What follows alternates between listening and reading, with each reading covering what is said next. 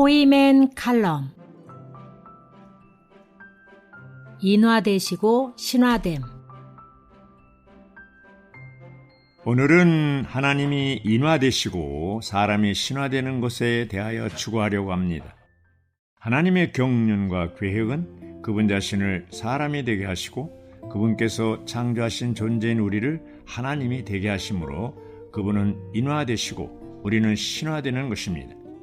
오늘날 인화되시고 신화되는 것은 기독교에서는 결코 사용하지 않는 용어입니다.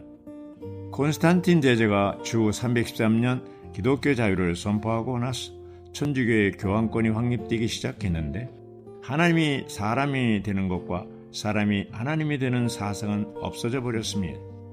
그러다가 주님의 회복 안에서 하나님의 경륜에 대한 교통이 나오고 하나님이 인화되심과 사람이 신화됨에 대해서 등장하기 시작합니다. 주 회복 안에서 초점을 맞추고 강조하며 공급해야 하는 유일한 한 가지는 하나님의 영원한 경륜에 대한 하늘에 속한 이상입니다. 성경의 중심 주제는 하나님의 경륜이고 성경 전체는 하나님의 경륜에 관한 것입니다. 하나님의 영원한 경륜. 하나님의 영원한 경륜은 하나님께서 사람이 되심으로 사람을 신격에서는 아니지만 생명과 본성에서 하나님이 되게 하시고 그리스도의 몸을 건축하시고 새 예루살렘을 완결하는 것입니다. 오늘날 우리는 오직 한 이상, 곧 하나님의 영원한 경륜에 대한 이상을 갖고 있기 때문에 한마음 한뜻이 될 수 있습니다. 우리가 신격에서는 아니지만 생명과 본성에서 하나님이 되는 것은 하나님 아버지께서 영원 과거의 우리를 거룩하게 되도록 선택하시고 아들의 자격에 이르도록 미리 정하심으로 시작되었습니다. 신성한 아들의 자격을 위한 신성한 거룩케 함은 신성한 경륜의 중심이며 신약에 있는 계시의 중심 사상입니다. 장세전에 그리스도 안에서 하나님께서 우리를 선택하신 것은 우리가 거룩하게 되어 본성에 있어서 하나님이 되도록 하기 위해서였습니다. 하나님만이 거룩한 분이십니다. 우리가 거룩하게 되기 위해서는 하나님의 거룩한 본성이 우리 안으로 분배되는 것이 필요하며 이 거룩한 본성은 성령께서 우리를 거룩하게 하시는 데 사용하시는 거룩한 요소가 됩니다. 우리가 하나님의 아들들이 되기 위해서는 하나님의 생명이 우리 존재 안으로 분배되므로 하나님에게서 태어나야 합니다. 하나님은 사람을 창조하실 때 사람을 하나의 그릇으로 창조하셨습니다. 하나님의 목적은 이 그릇을 그분 자신으로 채우는 것입니다. 그러나 하나님께서 사람을 채우시기 전에 사람은 더럽혀지고 부패되었습니다. 그러므로 하나님께서 오셔서 사람을 구속하시고 정결하게 하셨습니다. 그러나 이것은 다만 수단일 뿐 하나님의 목표는 아닙니다. 하나님의 최종 목적은 그분 자신을 우리 안에 일에 넣으심으로 그분께서 우리에게 생명과 모든 것이 되시어 어느 날 우리가 그분이 되는 것입니다. 그러나 이것은 우리가 신격의 일부가 될 수 있다거나 유일하신 하나님과 똑같이 된다는 의미가 아닙니다. 우리는 하나님에게서 나서 하나님의 생명을 소유하고 하나님의 자녀, 그분의 집, 그분의 가족이 되었지만 그분의 주권이나 위격에는 참여할 수 없고 하나님으로서 경배받을 수도 없습니다. 초대 교부들. 우리가 교회사를 보면 2세기부터 4세기까지 초대 교부들이 하나님이 인화되시고 사람이 신화되는 문제를 다루고 있는 것을 알 수 있습니다. 그들은 하나님이 사람이 되시는 인화와 사람이 하나님이 되는 신화에 대해서 언급하고 있습니다. 어거스틴, 아타나시우스, 클레멘트, 바실, 이레니우스, 오리겐 등이 바로 그들입니다. 신화에 대한 성경적인 근거는 요한복음에 나옵니다. 1장 12절과 13절은 우리 믿는 이들이 하나님에게서 났다고 말합니다. 사람에게서 난 것은 사람이고 하나님에게서 난 것은 분명 하나님입니다. 우리는 하나님에게서 났습니다. 그러므로 이러한 의미에서 우리는 하나님이 될 수 있습니다. 그렇지만 우리는 우리가 하나님의 위격에 참여할 수 없고 다른 사람들의 경배를 받을 수도 없다는 것을 반드시 알아야 합니다. 오직 하나님 자신만이 하나님의 의격을 가지고 계시며 사람의 경배를 받으실 수 있습니다. 기독교에 있는 전통적인 관념은 하나님께서 구원받은 사람들인 우리가 선해지고 영적이 되고 거룩해지기를 원하신다는 것입니다. 그러나 기독교에는 하나님께서 우리가 하나님 사람들이 되기를 원하신다는 사상이 없습니다. 하나님께서 육체가 되셔 땅에 오셨을 때 그분은 하나님이시자 사람이신 놀라운 하나님 사람으로서 신성과 인성을 다 가지고 계셨습니다. 우리에 관해 말하자면 우리는 하나님에 의해 창조되었을 뿐 아니라 하나님께서 우리 안으로 태어나심으로써 우리 각 사람이 하나님의 생명과 본성을 얻었고 따라서 우리는 이제 하나님의 자녀들입니다. 그러므로 하나님에게서 난 이들인 우리는 모두 하나님 사람들입니다. 사도 요한은 요한일서 3장 2절에서 현재 우리는 하나님의 자녀들이지만 장래는 하나님과 같아지려는 것을 천명했습니다. 인화되시고 신화됨. 하나님의 경륜과 계획은 그분 자신을 사람이 되게 하시고 그분께서 창조하신 존재인 우리를 하나님이 되게 하심으로 그분은 인화되시고 우리는 신화되는 것입니다. 결국 그분과 우리와 그분은 모두 하나님 사람들이 됩니다. 그러므로 우리가 선한 사람이나 영적인 사람이나 거룩한 사람이 되는 것으로는 충분하지 않습니다. 하나님은 우리가 자신을 개선하기를 기대하지 않으십니다. 왜냐하면 하나님께서 원하시는 것은 우리가 선한 사람이 되는 것이 아니기 때문입니다. 그분은 우리가 하나님 사람들이 되기를 원하십니다. 하나님은 우리의 생명이 되시고 우리에게 모든 것이 되시는데 그 목적은 우리가 그분을 표현하고 살아내는 것입니다.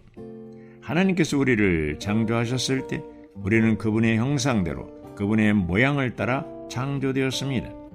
우리가 그분의 생명과 본성을 소유한 그분의 존재와 같은 진정한 인격이 될 때 그분은 인화되신 하나님이 되시고 우리는 신화된 사람이 됩니다. 결국 둘이 하나가 되어 모두 하나님 사람들이 됩니다. 이러한 이유로 우리는 하나님 사람들이 되도록 자신을 훈련해야 합니다. 하나님께서 우리를 낳으신 것은 우리가 그분의 생명과 본성을 받아들이고 그분의 생명 안에서 자라도록 하기 위해서입니다. 하나님께서 우리 안에서 자라실 때 우리도 자랍니다. 하나님께서 우리 안에서 증가되시도록 우리는 우리의 영을 훈련해야 하는데 그것은 하나님과 사람 사이에서 일어나는 모든 합당한 일이 영에 달려 있기 때문입니다. 우리가 우리 영을 사용할수록 하나님은 더욱더 우리 속에서 운행하시고 증가되십니다. 그 결과 우리는 자라서 진정한 하나님 사람들이 됩니다. 이것이 바로 하나님께서 얻고자 하시는 것입니다. 신성한 거룩하게 하심. 신성한 거룩하게 하심은 신성한 경륜을 수행하는 데 있어서 붙잡아주는 노선입니다. 하나님의 경륜은 하나님의 마음의 갈망의 의도이며 또한 하나님은 이 의도를 목적으로 만드셨습니다. 이 목적은 하나님의 경륜이 되었고 지금도 그러합니다. 거룩하게 하심은 하나님의 경륜에 있어서 하나의 위대한 요점입니다. 우리는 붙잡아주는 노선이라는 표현의 의미를 이해할 필요가 있습니다. 우리가 거룩하게 하심을 붙잡아주는 노선이라고 말하는 것은 우리에 대한 하나님의 일을 수행하는 하나님의 경륜의 각 단계가 우리를 거룩하게 하는 것이기 때문입니다. 하나님께서 우주를 창조하셨을 때 우주의 단 한 부분도 거룩하지 않았습니다. 그 다음에 하나님은 사람을 창조하셨는데 사람은 타락하기 전에도 거룩하지 않았습니다. 온 우주 안에서 오직 한 분만이 거룩하시며 그분은 바로 하나님이십니다. 어떤 사람이 아무리 온전하고 선하다 할지라도 그것으로 인해 그가 거룩해지는 것은 아닙니다. 우리가 거룩해지려면 우리에게 반드시 거룩한 본질이 있어야 합니다. 그리고 온 우주 가운데 거룩한 본질은 하나님 그분 자신입니다. 새 예루살렘은 거룩한 성이라 불립니다. 온 우주 가운데 오직 하나님의 본성만이 거룩합니다. 에베소 1장 4절과 5절은 아들의 자격을 얻도록 거룩하게 되는 것에 대해 말합니다. 우리는 하나님의 아들들이 되도록 거룩하게 되기 위해 선택받은 사람들입니다. 우리는 하나님에게서 난 하나님의 아들들이므로 단지 하나님께 속한 사람들이 아니라 하나님의 본질, 즉 하나님의 생명과 본성을 가진 하나님의 아들들입니다. 성령이 거룩하게 하시는 일은 먼저 우리를 거듭나게 하고 다음에 우리를 영광스럽게 하기까지 계속됩니다. 이것이 우리를 거룩하게 하는 신성한 노선입니다. 그러므로 이 노선은 하나님의 경륜의 수행을 붙잡아 줍니다. 에베소 1장 3절은 이것을 영적인 축복, 곧 그 영에 의한 축복이라고 부릅니다. 오늘날 우리는 반드시 그 영에 의해 살고 그 영을 따라 행하며 전적으로 그 영에 의해 그 영과 함께 그 영을 따라 처신해야 합니다. 우리가 그 영에 의해 처신하고 그 영을 따라 행하는 한 우리는 신성한 생명 안에서 자랄 준비가 된 것입니다. 그 다음 우리에게는 얼마간의 영양 공급이 필요합니다.